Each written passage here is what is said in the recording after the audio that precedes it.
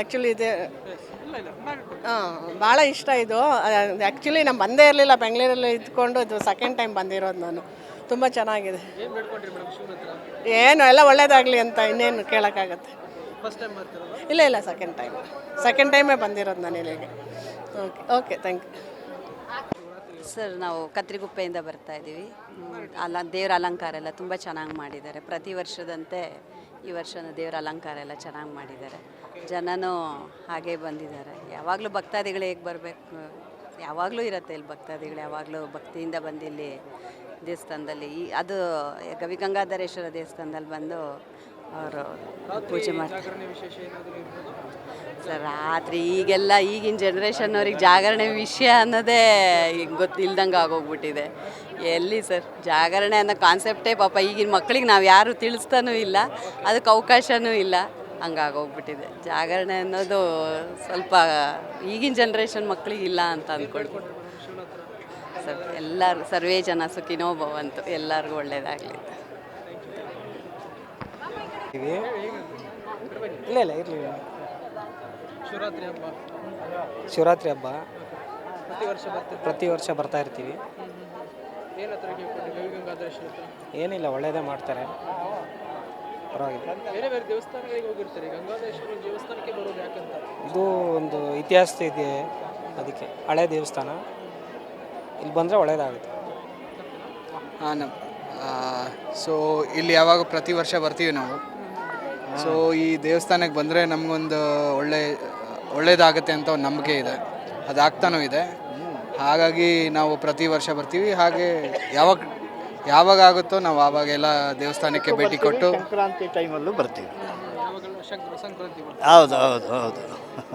So ಎಲ್ಲರಿಗೂ ದೇವರು ಒಳ್ಳೇದು ಮಾಡಲಿ ಅಂತ ಕೇಳ್ಕೊಳ್ತೀವಿ. Thank you. ಇವತ್ತು ಮಹಾರುದ್ರ ದೇವರ ಒಂದು ದರ್ಶನ ಮತ್ತು ಇವತ್ತು ಅತಿ ಮುಖ್ಯವಾದದ್ದು. ನಮ್ಮ ಮನಸ್ಸಿನ ಎಲ್ಲ ಆಶೋತ್ತರಗಳನ್ನು, ಮನಸ್ಸಿನ ಒಂದು ನಿಯಾಮಕರಾಗಿರತಕ್ಕಂಥ ಮಹಾರುದ್ರ ದೇವರ ದರ್ಶನವನ್ನು ಇವತ್ತು ಎಲ್ಲ ಜನತೆ ಮಾಡ್ತಾ ಇದ್ದಾರೆ. ಇದರಿಂದ ಭಾಳ ಸಂತೋಷ. ಮತ್ತು ಇದು ಗೌತಮ ಕ್ಷೇತ್ರ, ಗೌತಮ ಋಷಿಗಳು ಪ್ರತಿಷ್ಠಾಪಿಸಿರ್ತಕ್ಕಂತಹ ಮಹಾನ್ ಕ್ಷೇತ್ರ ಆಗಿದೆ. ಅದು ನಮ್ಮ ಬೆಂಗಳೂರಲ್ಲಿರೋದು ನಮಗೆಲ್ಲ ಅತ್ಯಂತ ಸಂತೋಷ ಆಗಿದೆ.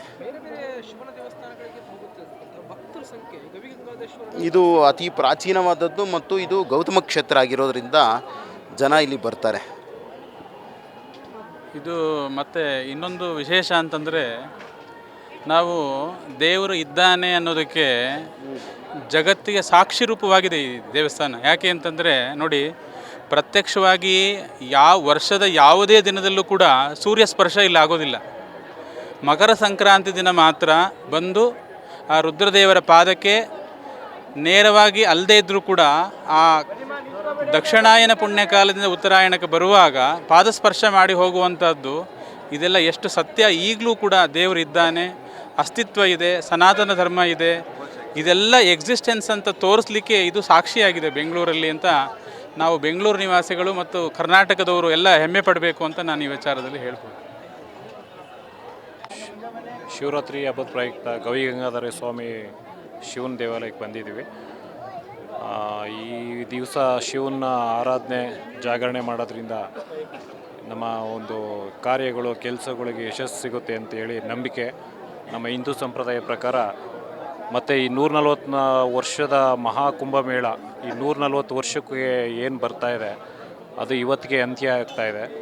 ಈ ಒಂದು ತುಂಬ 140 ವರ್ಷಕ್ಕೆ ಬರುವಂಥ ದಿನ ಆಗಿರೋದ್ರಿಂದ ಈ ಶಿವರಾತ್ರಿ ತುಂಬ ಪವಿತ್ರವಾದ್ದು, ತುಂಬ ಶಕ್ತಿವಾಗಿತ್ತು ಅಂತ ಹೇಳ್ತಾ ಇದ್ದೀನಿ. ಹಾಗಾಗಿ ಈ ಒಂದು ದಿವಸ ಎಲ್ಲ ಜನರಿಗೂ, ನಮ್ಮ ಕರ್ನಾಟಕ ಜನತೆ ಎಲ್ರಿಗೂ ಒಳ್ಳೆಯದಾಗಲಿ ಅಂತ ಕೇಳ್ಕೊತೀನಿ. ತುಂಬ ಖುಷಿ ಆಗ್ತಿದೆ, ಯಾಕಂದರೆ ಗಂಡ ಹೆಂಡ್ತಿರ ಜೊತೆಗೆ ದೇವಸ್ಥಾನಕ್ಕೆ ಬರೋದ್ರಿಂದ ಎಲ್ಲರಿಗೂ ಒಳ್ಳೆಯದಾಗುತ್ತೆ ಅಂತೇಳಿ ನಂಬಿಕೆ. ನಾವು ಇಲ್ಲಿ ಬರ್ತಾ ಇರ್ತೀವಿ. ಶಿವರಾತ್ರಿ ಹಬ್ಬದ ಶುಭಾಶಯಗಳು. ನಾನು ಬೇಡ ಮಾರೇ, ನಾನು ಚಾನಲಲ್ಲಿರೋಳು ಬೇಡ ಕಡೋ. ಆ್ಯಕ್ಚುಲಿ ತುಂಬ ಖುಷಿ ಆಗುತ್ತೆ. ಈ ದೇವಸ್ಥಾನ ತುಂಬ ಪುರಾತನದ್ದು, ತುಂಬ ಹಿಸ್ಟ್ರಿಯಿಂದ ತುಂಬಿದೆ. ನಮಗೆ ಪ್ರತಿ ವರ್ಷ ಇಲ್ಲಿಗೆ ಬಂದು ಹೋದರೆ ಸಮಾಧಾನ ಇರುತ್ತೆ. ಹಾಗಾಗಿ ಎವ್ರಿ ಇಯರ್ ಇಲ್ಲಿಗೆ ಬಂದುಬಿಟ್ಟು ಪೂಜೆ ಮಾಡ್ಕೊಂಡು ಹೋಗ್ತೀವಿ. ಇವೆಲ್ಲ ಇಷ್ಟು ವರ್ಷಗಳಾದರೂ ಇನ್ನೂ ಹಿಸ್ಟ್ರಿಯಿಂದ ತುಂಬಿರೋದ್ರಿಂದ ನಮಗೆ ಇಲ್ಲಿಗೆ ಬರ್ಲಿಕ್ಕೆ ತುಂಬ ಖುಷಿ ಅನಿಸುತ್ತೆ ಸರ್. ಇದು 500 ವರ್ಷದ ಪುರಾತನದಲ್ವಾ ತುಂಬ ಹಿಸ್ಟ್ರಿ ತುಂಬಿಕೊಂಡಿರೋದ್ರಿಂದ ನಮಗೇನೋ ಒಂದು ಮೂಢನಂಬಿಕೆ, ಆಮೇಲೆ ನಮಗೊಂದು ಪಾಸಿಟಿವ್ ಎನರ್ಜಿ ಕೂಡ ಬರುತ್ತೆ. ಹಾಗಾಗಿ ಎವ್ರಿ ಇಯರ್ ನಾವು ಇಲ್ಲೇ ಬಂದುಬಿಟ್ಟು ಪೂಜೆ ಮಾಡ್ಕೊಂಡು ಹೋಗ್ತೀವಿ. Thank you.